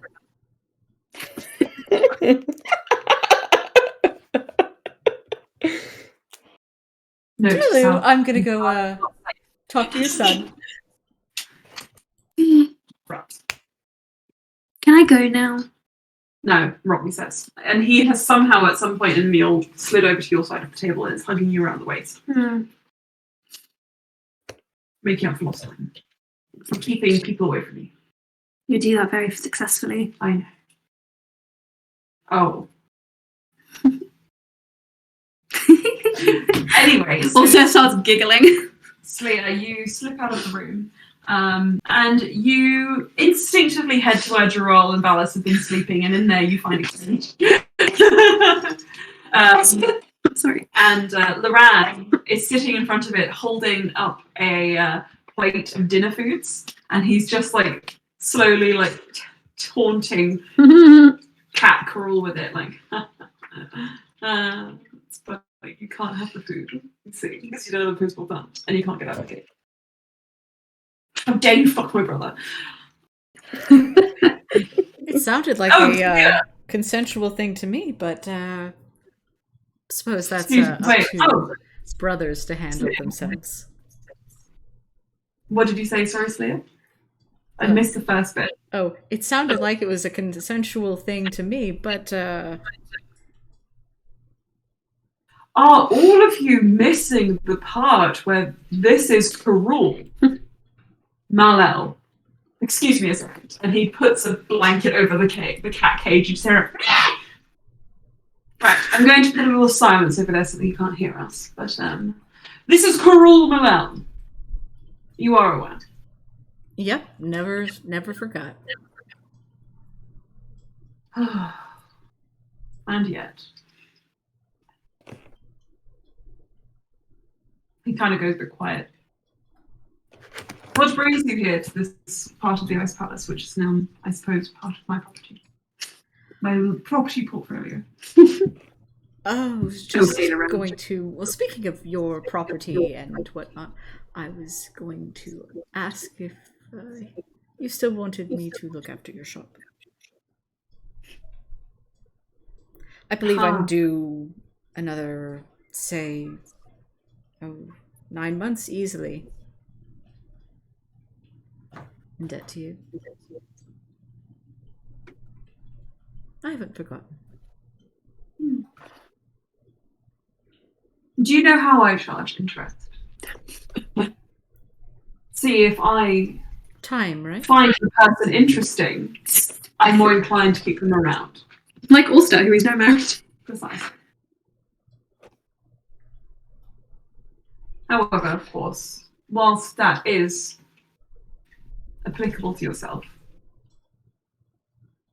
you do have a family to look after, and I would feel wrong now that I am in such a high position of esteem, not contributing to your family, your household. I'll pay your wage, fair wage. And I think you'll find if you check your weird banking system that Daniel set up, that for the past 3 months you've also been receiving a little something into a trust fund for your child. Perfect. I don't actually need the money myself so much as just providing for them. Quite a few children I've So yeah, I know. It's not for you. I know if I ever gave you money, you would just spend it give on it to the someone children. else. Yes. Exactly. Frivolous, I don't understand it at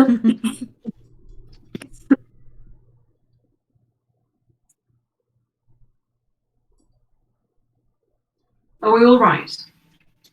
You read my mind.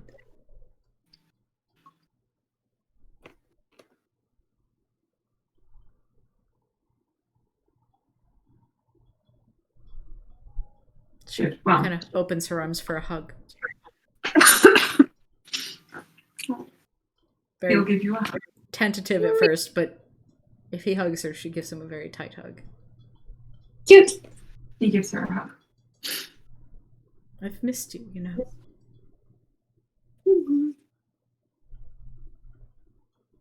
I'm not often here.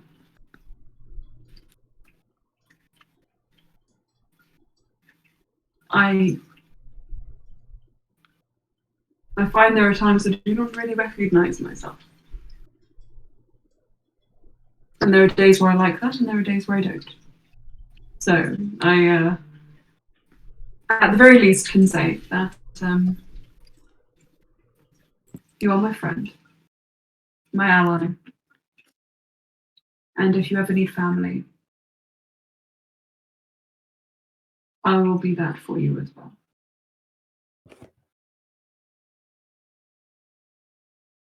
Thank you. Now, I have to torture this child. I mean kitten. I mean cat. Well, know that it's mutual, and I suppose enjoy your torture. From me as a DM, like, children, must torture them. Oh, Baz. Baz has put himself in the cage. I shouldn't. Roll. I shouldn't. Oh, Oh, yeah, of Baz. course. Baz, look at him. He's so happy. Show them. Oh, Just say yeah. this and show them. Hold on. Hello. There he is. In the cage. Aw. He's being very cute. Anyway. He's cute. So, I think to put a little bow on this whole thing, there are 2 more scenes we need to have. As you all finish up dinner, I think when Gerald and Valis return and notice that Loran has dressed Crawl the cat up in ribbons and bows, Valis finds it very funny. Gerald just sighs externally and very loudly, and makes you both leave, Slia, Loran. You all return to where you were sleeping, your room. Slia, Farinia holds you tightly and she just lets out the most contented sigh you ever heard as she falls asleep in your arms and you do hers, cuddled up in soft, warm furs in the ice palace. And then you hear the most grating, incessant baby screaming. And Farinia just goes, It's my turn. I know. I love you. and she like in Snow White when the witch is like hiding in the trapdoor. She looks like that for a moment. You know these bat ears caught that. Mm-hmm. She gives her a little kiss over the blanket and goes and tends to baby. It's gonna be me. Emma, can I have a glass of water? I'm joking. It is you. Every night. Can you go check what that is, please? Did we put the flowers away? We didn't. I went down to get the dice. I went to get you water and food. Okay, anyway, You hate me. Cass, you as you kind of prepare for your final night, there is one more conversation you and Loran need to have. Okay. Also, she needs to have a conversation with Droll and We're never leaving the time skip. We'll get there. Go. Okay, then. Do you know what? Scrap that. Loran can wait for another 6 months. No. No. I think it'll be better with some time. Let it simmer. Let it simmer.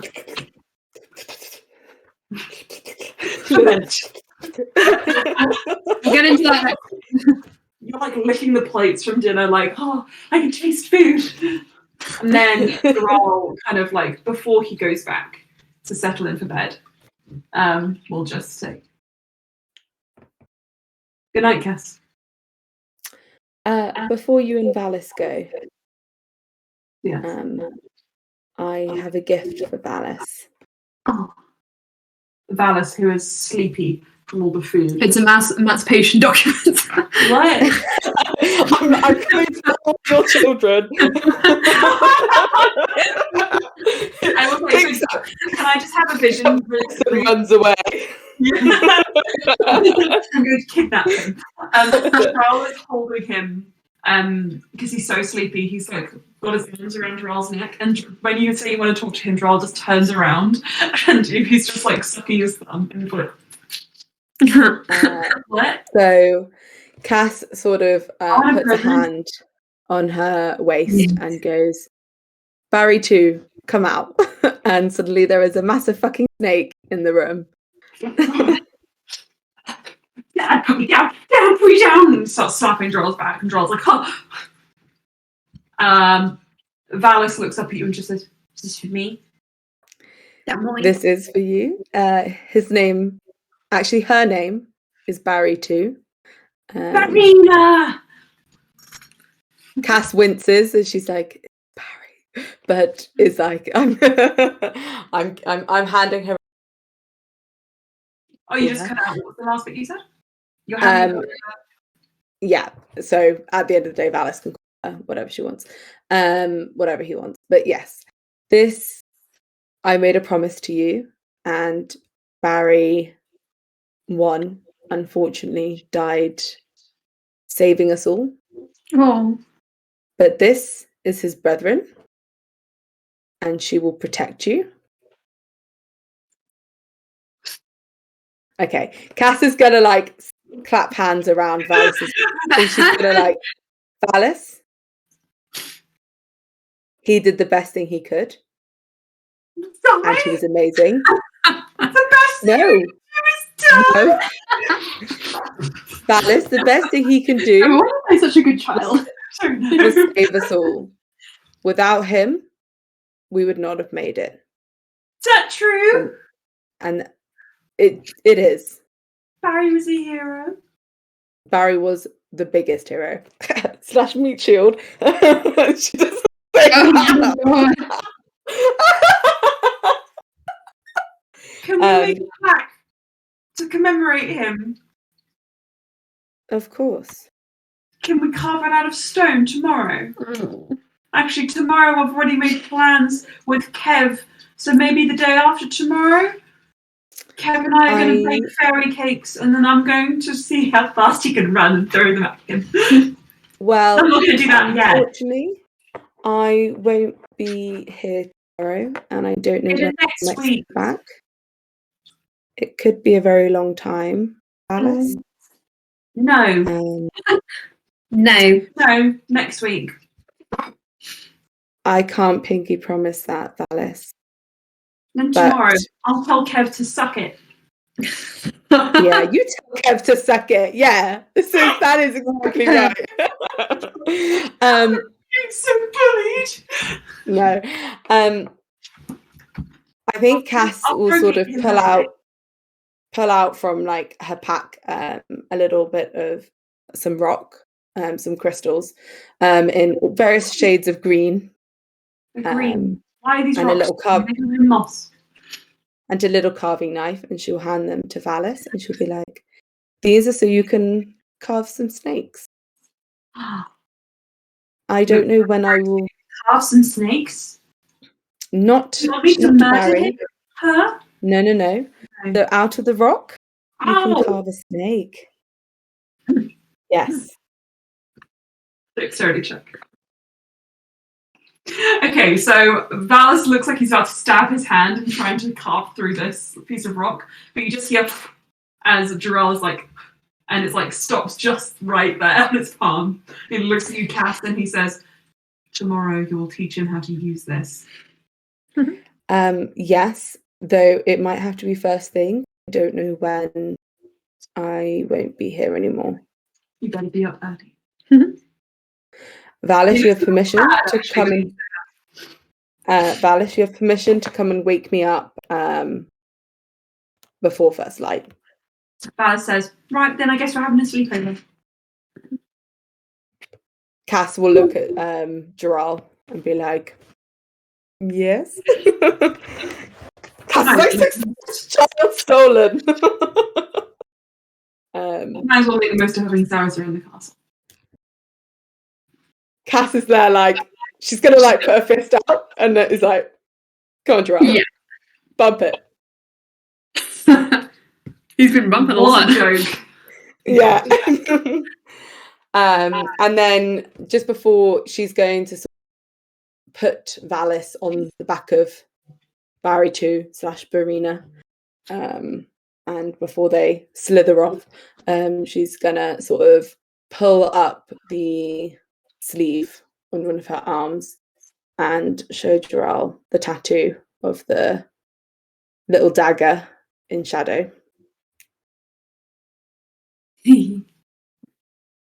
Aww. I got this done for you and Valis. I hope you know how much you both mean to me.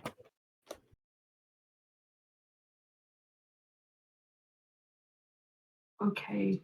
I love Joral. Thank you.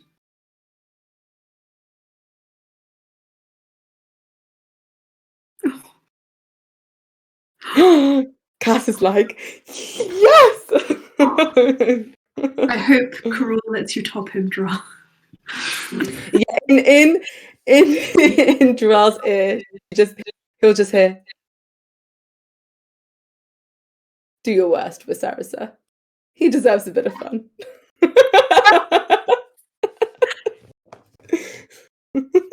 I'm gonna just fade that scene to black.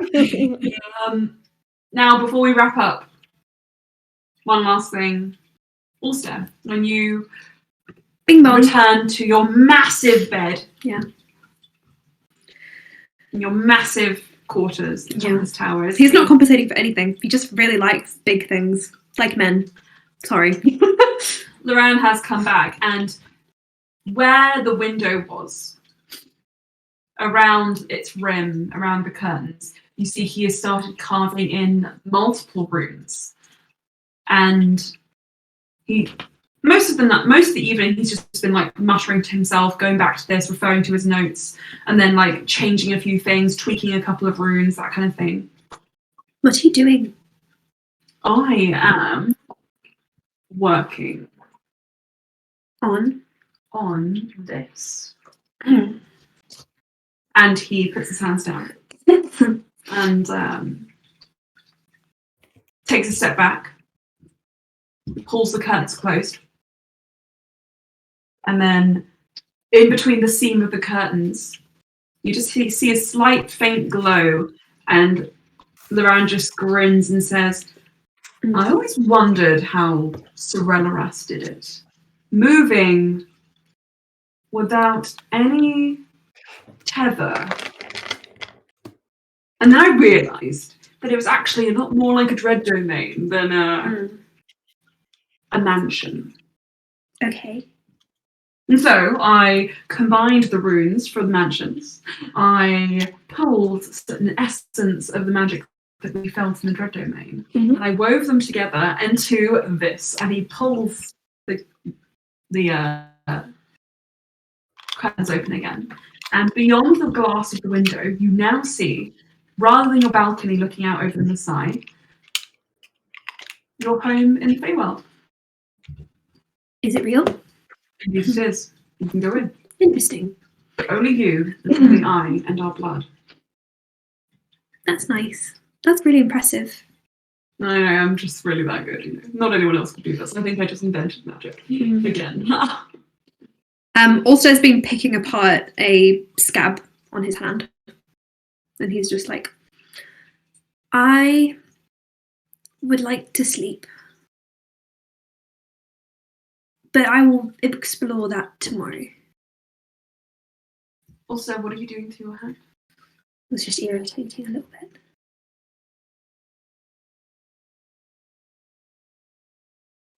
Do you know you've been fighting me in your sleep? I thought that was normal. Not in a sexy way. Um, In more of like a vampire way. Not a vampire, Lebran. Okay. Ulster goes over to the balcony and just sits up on it. This is nice.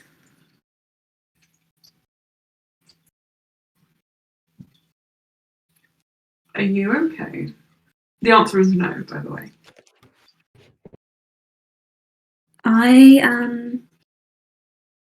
Well, the answer's going to be no for a little while, probably. But We've already ascertained. we have already ascertained that. I think Cass has also Figured out the obvious. I think everyone has, but that's okay because We're going to fix it together, naturally. yeah. I do need to do some research though. That's why I was getting the books from the library that I brought that you were upset about for me going to the library in the first place. I was not upset at you going to the library.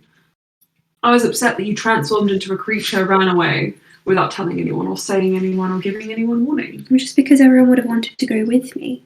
And I just find that inconvenient.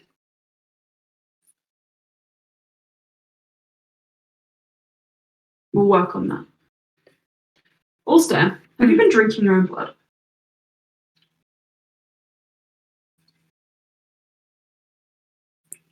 Why? Because you're covered in bite marks and you've been biting me.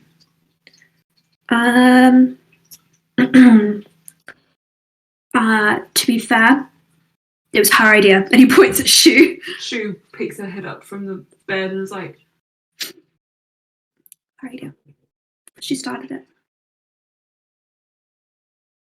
I will not allow you to be having yourself for sustenance. I can't taste the food, Lan.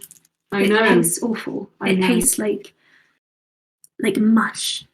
Everything, even the stuff that I used to like that they prepared, even Kev's cakes, taste terrible. And I know they're good. They're very good. And I just feel tired all the time after I eat. And I know that's not normal, and I know it's not right. And Shu can't taste most things either, but she can taste living things. So I have Renfield syndrome now. I'm not dangerous, man. I just every now and then over the past few hours, I just wanted to have a little bit because the food tastes really bad and it's just nice to.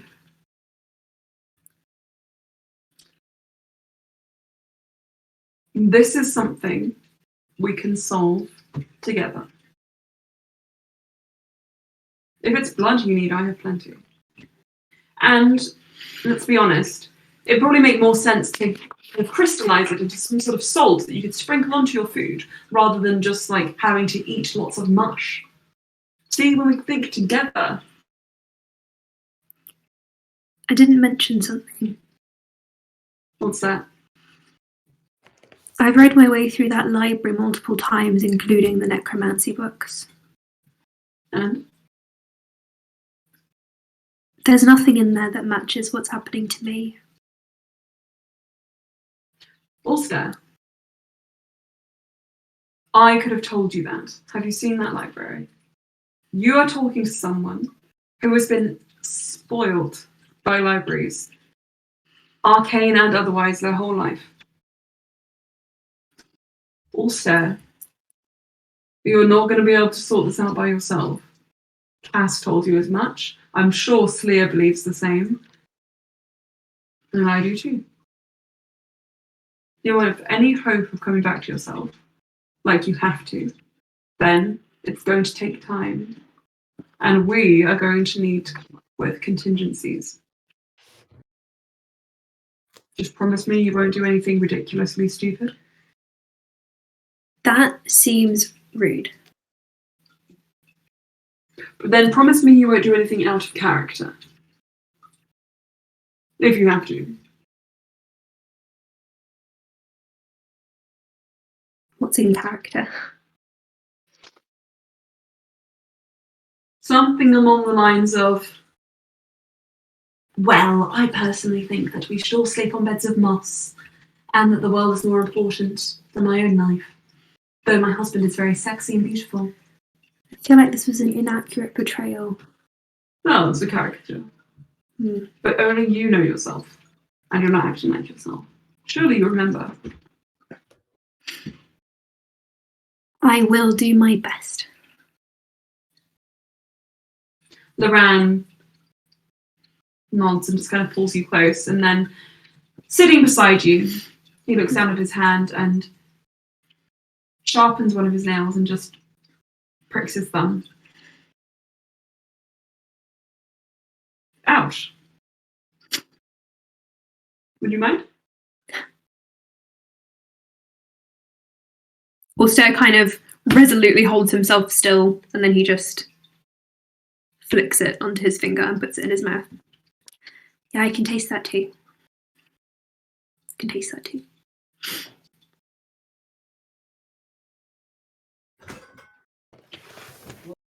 Well, I think that's probably a good sign. Can I have more?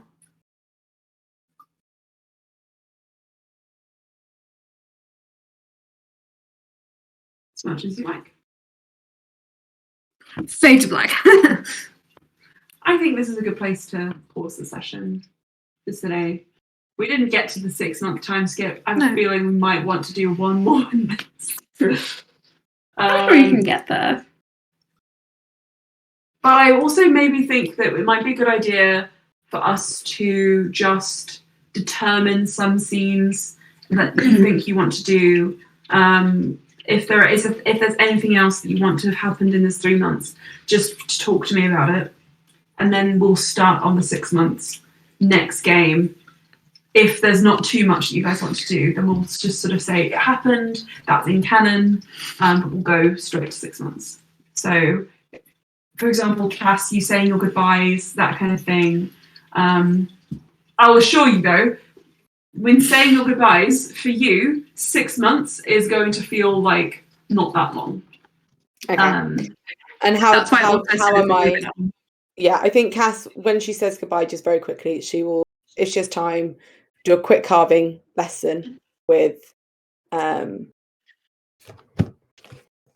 then sorry, my brain, I've just short-circuited. Yeah, she will do a quick carving session, and then she will. I was watching very tentatively after your sleepover.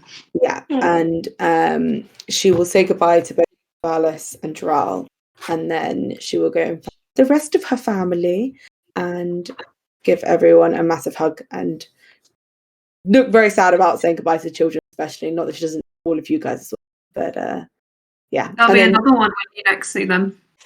Yes, Cass is very excited. And then there's other little things I want to do, but I'll message you. And then how does Cass get whisked away? Cass is whisked away, I think, in Kev's garden. In the same place where you saw your mother. Garden? Sorry, Ulster's garden. In the very same place where you you see the figure of a woman, and you just kind of reach out for it, and it pulls you in to the Feywild. Nice. Cool. Great game. Right, Next game is Saturday. Yeah, so for the next game, that'll be the 29th. And what we'll do is we'll have the session start at 8 for all of us, and then Anna will probably join at 8:30. Is that PM? 8 p.m. PM if possible, yeah. Okay. Yeah. That's good. Okay. And I will plan ahead of y'all. Cool. All right, then. I'm gonna go because Bye, guys. early tomorrow. I'm sorry, but I hope you both feel better. Yeah, feel better, guys. Love y'all.